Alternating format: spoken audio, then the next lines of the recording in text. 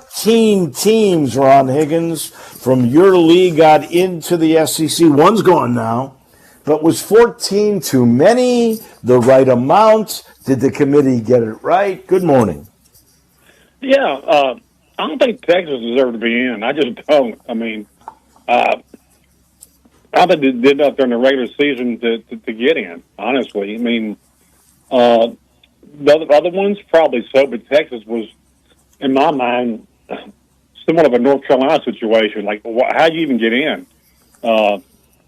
That said, the most exciting moment for me in the first four was watching Tony Madlock at Alabama State. I'm so fired up about that. Having covered Tony as a player, it was really good to see that. I've always loved Tony Madlock, and I'm glad he won. That said, I'm looking at the NC tournament bracket, and I can tell you this: there's not going to be anybody but ones and twos in the Final Four. There's such a clear line of demarcation of ones and twos, and the rest of and beyond that. And I put this: any one of the ones and twos can get in the Final Four. The rest of the field, forget it. Ain't happening. That's how clear it looks to me. And it really does. And I think since you said that, my Elite Eight, every one of them are one and twos. There you go. I didn't realize this. I always look for an underdog story. I think there could be some runs. I think Memphis has a chance to get to the Sweet 16 as a 5. Clemson I have as a Sweet 16 as a 5. But I hate to say this. I do. I most of the time, I got 1-4 out early. I got High Point upsetting Purdue. That's about it. I'm serious. I think this is going to be one of the chalkiest NCAA tournaments we ever had. I mean, if you look at the ones and the twos, it's so clear. I mean, the ones: Auburn, Duke, Florida, Houston. The twos: Michigan State, St. John's, Tennessee, and Alabama. I mean, it's so clear. It really is. And when you go to the threes can't even compare. The threes don't compare. They're not even the same level. So I think it's a really clear line of demarcation here. So who is the best of the threes? You got Wisconsin, you got Kentucky, you got Texas Tech, you got Iowa State. I think Iowa State would clearly be if they weren't injured. Yeah, if they weren't injured. The other ones probably, Texas Tech has been pretty salty. Kentucky's just not, I'm not convinced of Kentucky. I think Texas Tech has played pretty well. Wisconsin, I'll be honest, I don't know a lot about them as far as the three. But again, I just think it's really clear. Until like about 2-3 weeks ago, I really thought Auburn would be in the championship game, and I just don't think they're going to make it. I just I always liked them this year. They were physical. They could win anyway, fast or slow. But I realized I don't think you can win in today's college basketball by going through your center. You run your offense through your center. I think it works that way. And I mean, it's much as I like Johnny Broome, and I think he's a fine ball player. I'm thinking of him or Cooper Flagler as Player of the Year in national. They don't even compare to. They don't even come close to compare with past Players of the Year. They're good players. They're not great. They're good. You don't think Cooper Flagler is going to be a great player? I think he's a good player. He could be a great player. Johnny Broome's a good player, and probably just will be a good player. And he could be a guy who plays the NBA 10, 12 years and be an 8th, 9th guy. Yeah, You see him as a starter? No, I don't. That might be right. I think he's a great college player, though. Yeah. And I mean, I think Cooper Flagler will be. I mean, I don't know how great he'll be. I mean, I think he has really good potential. I think he always has. I think he's been those guys who's been on the radar for a long time. But that said, I mean, how I think we agreed on this. I think the way Florida's playing and the Houston style of really playing really good defense, and they got like 3 or 4 guys who can shoot like 38 or 40% above the 3-point line. I think that's I'd be stunned if that wasn't your final, your championship That's my game. final. Yeah. What about Tennessee? Do they finally make a Final Four? We had Bob Kessling on every week. It's just hard to believe that the University of Tennessee, as a program with a lot of history, has never made a Final Four. And Rick Barnes, I don't believe in all the years and all the schools and all the success he's ever had. He's never made a final year. Is this Barnes? Is this Tennessee's year? They got to go through Houston. I don't think they're going to get through Houston. I just don't think they'll get through Houston. I mean, the bottom half of their bracket is favors Tennessee. They got Wofford first, and they'll play Utah State winner. Kentucky's in their bracket, and they can. I really think they can beat Kentucky, but I don't think they're. Well, I think UCLA is not an easy matchup for them. Nick Cronin, he knows what he's doing. Yeah, but I really don't believe they're going to beat Houston. I think Houston's been building for several years, and this is their best team. But it's their best offensive team for sure. Yeah. That said, this is the most fun week of the NCAA tournament because you do have some upsets, but once you get past here, it usually happens every year. The usual, by the time you get to the Sweet 16, the usual suspects are usually there. I mean, it doesn't vary that much. But some years you might have some outliers that'll come in, but I'm looking at the field this year, and I don't see anybody that jumps out of me that like I think, man, they're going to be surprised. They'll advance all the way to the say Elite Eight. I mean, there's nobody here. I just think the people who are the 1 and 2 seeds are dominant. I really do. I tend to agree with you. We're going to be wrong somewhere, but I tend to agree with you. I'm looking at the first rounds, and I could see UC San Diego beat Michigan. I could see Yale get A&M problems because usually Ivy League teams play a style that Ivy League teams usually play a very disciplined style that drives athletic teams crazy because athletic teams, they want to run. They don't want to play defense for very long. And usually Ivy League teams run their offense to the very end, and they'll keep turning over and force teams to play defense to the end of the shot clock, which drives athletic teams crazy. I could see that happening. I don't know enough about Grand Canyon to beat Maryland, but I think Drake. I'd be for that right now. Count me in on that. Yeah, I think Drake is a really, really good team. And I think that's a mid-major that could really, really do some damage. Is Drake, and there was somebody else I was looking at. I found that I forgot who it was. It was another mid-major. I thought. How about McNeese over Clemson with Will Wade halfway out the door? That could happen for Will Wade as he heads to North Carolina State. Louisiana's only team in the NCAA tournament, McNeese. That could definitely. I think I've picked that in some of my brackets. But again, like we discussed, everybody in America seems like it's just counting Memphis against Colorado State. And, I don't understand that because I really think Memphis is going to win this game. I don't get it. I just think people get on these tangents. I get on these tangents. They're like, "Oh yeah, Colorado State's hot." It's like, did Memphis won his tournament? Didn't it? Yeah, they sure did. So what's so wrong with Memphis? I think Penny's done a really good job with this team. Could they advance in this bracket? Could they get to the Elite Eight? Yeah, they get to the Elite Eight. They sure can. Sweet 16, they sure can. They're in the bracket with Florida. I tell you which team I want to see get beat is UConn. I want to see UConn get beat. Well, they could get beat by Oklahoma right off the bat. I don't think they will. They're actually that's an 8-9 game. They're 5.5-point favorites. UConn is. Yeah, I've really had enough of Hurley. I really had. He's just an obnoxious guy, and I just want. He's a guy I want to see get beat. So, I think a lot of basketball fans would agree with that.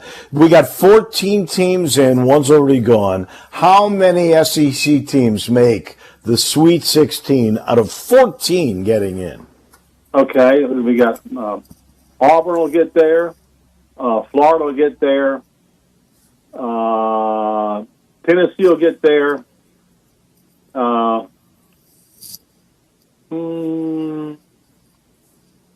Alabama will get there. I got 6 making it. You know, I mean, I'll say the 4 obvious, and the other 2 could be Ole Miss. I've got Tennessee, Kentucky, Alabama, Auburn, A&M, Florida. Those are my 6. I've got Kentucky. Yeah, because Ole Miss has got to play North Carolina. I think North Carolina's going to win that game. Yeah, I think North Carolina's kind of motivated now. Arkansas's got a tough draw right off the bat against Kansas. Even though Kansas is, it's still a tough draw. And then you got to play St. John's, probably. And St. John's, Patino's got them really going well. Some of these. I want Cal to beat Bill Self, and then I would like then he's going to take on Patino. So he's got 2 nemesis right off the bat. All right, last thing because we're going to run out of time here. Spring football. Tigers got their spring game April 26th. A lot of talk. No spring football. A lot of talk. Spring football with an exhibition game against another opponent as opposed to playing yourselves. Your thoughts?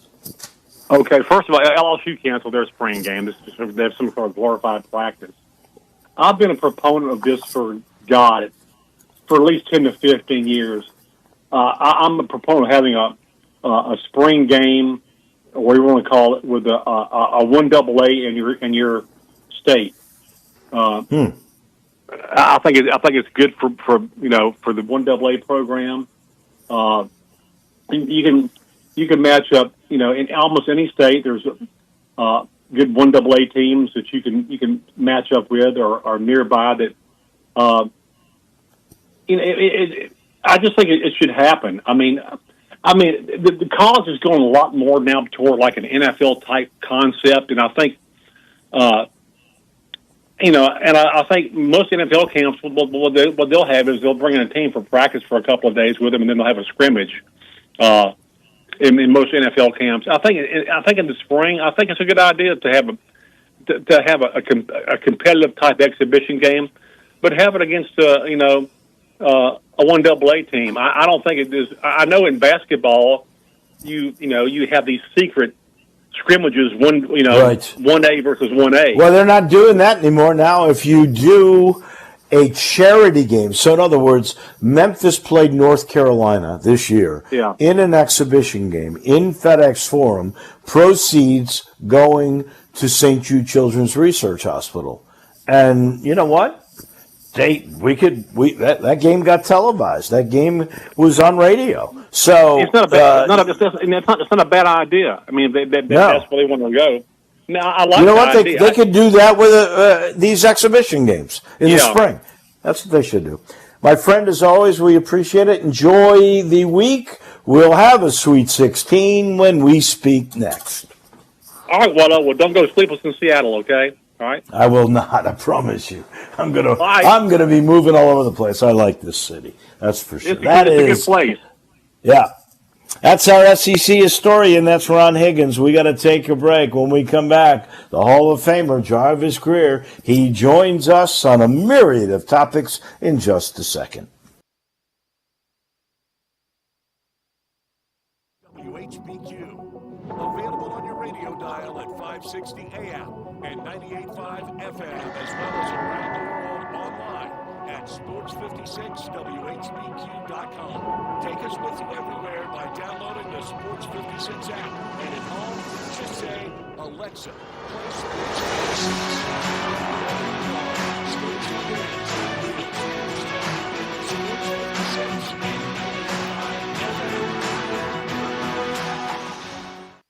Handmade vodka is America's favorite vodka for a reason. From the first legal distillery in Texas, Tito's is 6 times distilled till it's just right and naturally gluten-free, making it a high-quality spirit that mixes with just about everything. From the smoothest martinis to the best Bloody Marys, beyond the bottle, Tito's has gained a reputation for giving back, teaming up with nonprofits around the world to serve its community and do good for dogs.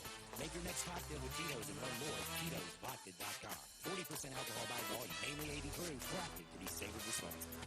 I'm Gary York. I'm the service director of Lexus in Memphis. Our service department wants to be more than just a place where you get your oil changed. We do glass repair, windshield replacement, recalibration of your camera and sonar systems, even wheel repair, tire replacement, all the things you would expect from a luxury automotive dealer. Please check out our website. You can schedule your appointment, check out our specials, hours of operation, or if you'd like to do it in person, please reach out to one of our associates at 901-271-5199. Jenkins Floors and More invites you to their retail warehouse where they pass wholesale savings on to you. Jenkins Floors in Little Rock, Cleveland, Mississippi, and now open in Horn Lake at 2356 West Goodman Road. Specializing in flooring and carpeting, tile, plantation shutters, and blinds, Jenkins makes your life easy with a 2-week turnaround. Contractors, builders, or family projects, call 662-469-9350 for a free estimate. Owners Timmy and Rebecca Jenkins say hello to Sports 56 fans and look forward to your business. Wally Hatchet serves breakfast all day and Southern comfort food for lunch. Hatchet fans love our huge omelet, breakfast Sammys, scrambles, and chicken and waffles. For lunch, check out the Mississippi pot roast, chicken fried steak,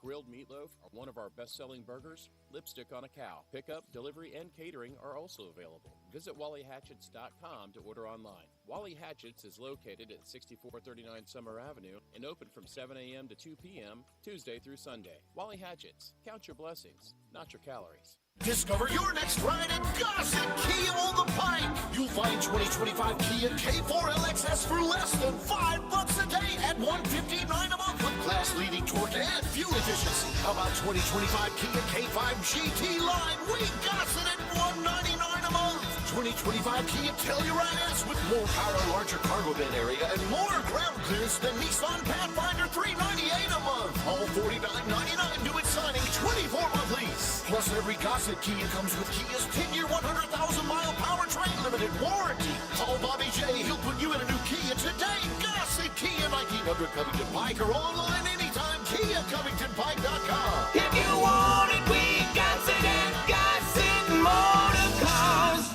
K4 SEO 87712, MSRP 25320, K5 S53 28285, MSRP 28455, Telluride SG 596204, MSRP 41060, includes all rebates and incentives, PF 895, excludes tax title and license with approved credit, dealer stock only, see dealer for complete details, offer valid through 4/2/25.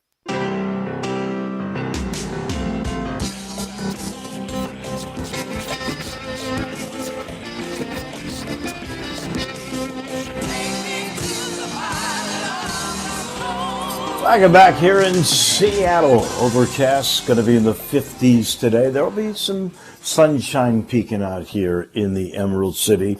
We're going to head downtown Memphis in a second to talk to Jarvis Greer, brought to you in part by Ken Garland, Custom Home Builders. It's not just Ken now. There's William, too, a third generation of Garland with that same beautiful eye for detail. Detail and big picture. It's rare you get that combination. You've had it with all three of the Garlands. They can take your land, maybe it's been in your family for years, and figure out how to utilize it perfectly to build the best new house you could possibly have. It's a modern palace. Or they could take your older home, put the modern amenities in, and do the same thing. You don't want to leave your lot. You love your location. They can give you the California closets, the island in the kitchen, the media room, all of the newest amenities. They will all be done by the Garlands. And here's the other thing that Ken likes to say. The job's really never done. He's with you 6 months after the job. Something goes wrong. Call Ken. Call William. They're there with you. Go to KenGarland.com. You'll see all the reasons why. If you're building, if you're renovating with innovation, the one place to go, it's KenGarland.com. Let's head downtown to our friend Jarvo Greer. He's in heaven. His Tigers are in the NCAA. His buddy Tony Madlock was a winner. Grizz may be losing ground, but have no fear. Plenty of time to make that up with playoffs. And spring football's luncheon was yesterday. Lots on the docket, Jarvo. Yeah, man, all kind of things going on. He said it's 50 up there. It's like 44 here. You left and it got cold all of a sudden. Man. Well, that's, my warm personality when it that's right. Glowing. That is correct. Yeah. How's your hotel up there? You living in the fantastic. Oh, it's great. No complaints for me, I promise you. Yeah. Well, you're up there. And I like the Memphis draw. I can't believe that Memphis is the first 5 seed to be an underdog to a 12 seed in 20 years. Literally 20 years. 20 years? Are you kidding? It's been that long? Because 2005. They call that 5-12 matchup the dreaded 5-12 because that there has been some upsets in that particular bracket. But wow, I do know this, that Jay Billis and none other than Barack Obama have picked Memphis to go to the Sweet 16. So I saw Billis. I did not see President Obama, but I like it. Yeah, so there's some believers out there somewhere, and I think it has to do with health, the health of the team, as far as that, especially the point guard spot. Well, we do not know at this point if Tyrese. All right, Dave, you got to give us some intel, man. You got to give us some intel because you're on the Here's the bottom line. I'd be surprised if Hunter plays. I think Harris has a chance. I'd be shocked if he plays. I'd be shocked if Hunter plays. I mean, that Easter's coming. That is my level of shock. Penny did say it would take prayer. Yeah, but like you saw Hunter walking around. Not Hunter. Don Harris. I'm sorry. Yeah. Excuse me, the backup point guard. Yeah. So what does he look like?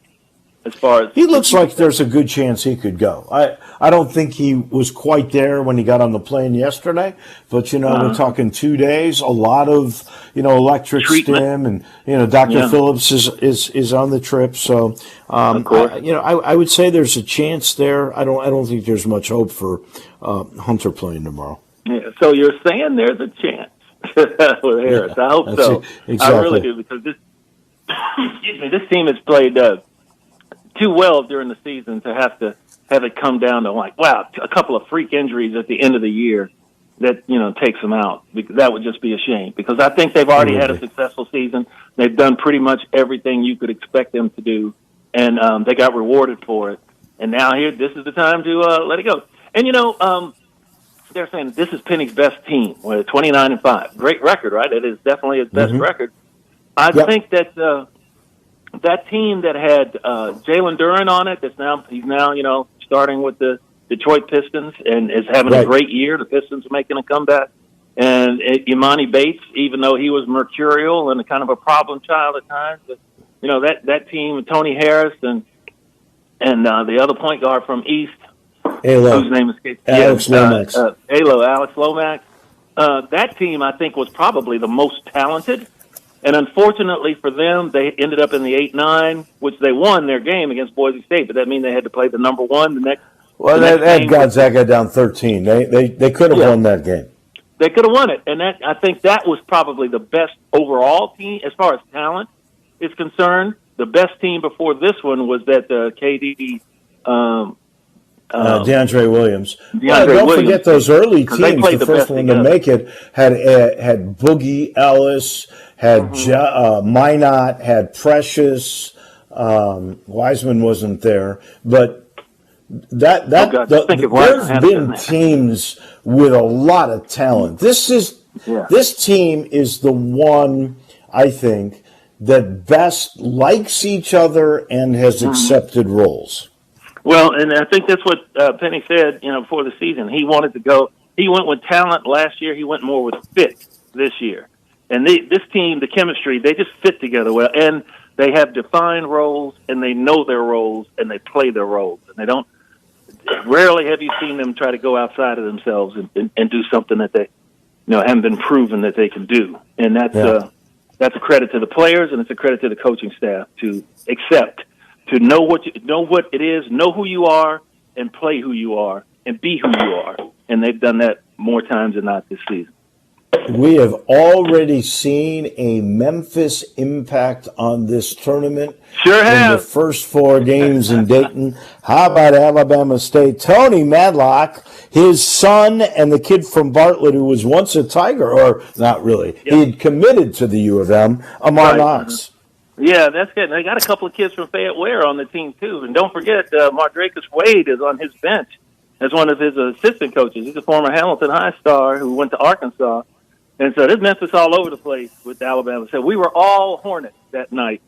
And did you see that last play live? I mean, I let out a yell so loud it scared my wife. I fell out of my seat. Yeah. that was an incredible play, and I think the baseball pass, the length of the court, or to the other free throw line, balls batted around. TJ Tony Madlock's son, who was trying to grab it, couldn't get it, but he tipped it right over to Amar Knox, who got off the layup before it was just incredible. It was incredible. Great. So, yeah, and then, in his post-game on-court interview after the game, said Memphis stand up. That was great. That was a good shout-out to the city. And so, good luck against Auburn. Well, they're only like 55 miles apart. Yeah, good luck against Auburn. Yeah, so good luck, but at least that was the school's first win, first NCAA tournament appearance, first win. I think they made money for the SWAC, so it was great all around. Yeah, no doubt. All right, tell me about the football luncheon yesterday. I missed it. Okay. Yeah, because you were on the Big Bird flying 5 hours out west, 2,300 miles away from here. Yeah, they had all the coaches were there, a couple of the new coaches, and Coach Silverfield at the luncheon. We talked at length with Jordan Hankins, the defensive coordinator, who feels really good about this defense, even though he's losing Chandler Martin and players like that. Lost a lot of his starting linebacking core, but a lot of these kids had played. They had gotten time to play during the season, and that he and Coach Silverfield said the culture is still there because there are enough guys left, even though all the names you might remember, most of them are gone. There were enough guys that played that can carry that on and that have actual more talent. He believes that these guys have a little bit more like athletic talent as far as length is concerned. Because if you look, the linebackers, like Chandler was what, 5'10", Chandler Martin, 5'10", maybe. I'm probably they listed him, I think, 6 feet tall, didn't they? Maybe 5'11". He's probably 5'10". Yeah, they have a couple of linebackers who are in the 6'2" range that have length.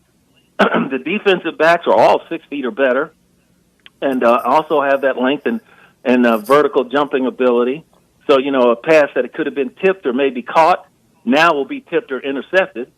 If they can cover like they are supposed to. They just feel good about what they've got coming back, and they all are excited about the challenges of having new names to fit into these positions. The quarterback battle is going to be a battle. Silverfield said it's not a done deal. I can't wait to see that. Lewis, obviously, Hill, but you got Maiden and Harris. You got 4 guys that are really going to compete. No, they're going to compete, and you're going to lose 1 or 2 of them because only one plays basically. Sure. But whoever survives out of that is going to earn it and is going to be really good for the program. Feel really good about the running back room. Sutton Smith will not participate actively in spring practice. He will do drills, but he got hurt in the first game of the season, tore his ACL. Doggone it! And he was going to be a focal point of the offense. Remember? The speed demon who had that electrifying touchdown in the Liberty Bowl against Iowa State last year. And it's like they're going to bring him along and make sure he's healthy, but they expect him to be fully ready to go for training camp. Greg DeWosier is back, and that dude is Mr. Excitement. We saw what he did when he got back healthy. And then they got a couple of freshmen that they're going to work in, some big bodies there. So they feel confident going into the spring that, we lost a lot of talent, but we got talent coming back, and it will be different. It's not going to look quite the same, but they feel confident that they'll be able to scheme them up and get them ready to go. Can't wait for that spring game. We're doing it on radio. You and Yeah, me April on 26th. April the 26th. My friend, I thank you. When we talk next week, we'll have a Sweet 16. Hopefully the Tigers are in it. Hopefully you'll be on the road again, Dave. Maybe I'll be there with you. Well, if they make Sweet 16, you're probably my wife and I are paying, planning on it now. We just couldn't take it this trip. you're saving your shekels for San Antonio. I got you. Hey, been there. All right, we'll get that done. Thank you. All right, Dave. Thank you. You got it. Okay. That's Jarvis Career. That'll complete this show. I will not be on tomorrow here. I'll be on over at the Old Key Arena for the first round of the NCAA. So I think the Tigers are going to beat Colorado State. I'm really shocked they're the underdogs in this game. We will chat again on Monday somewhere, somehow. For myself, Elijah Seegers, Brian Thakis, thank you. Don't go anywhere, though, because Johnny Radio is right around the corner. Have a great day, everyone.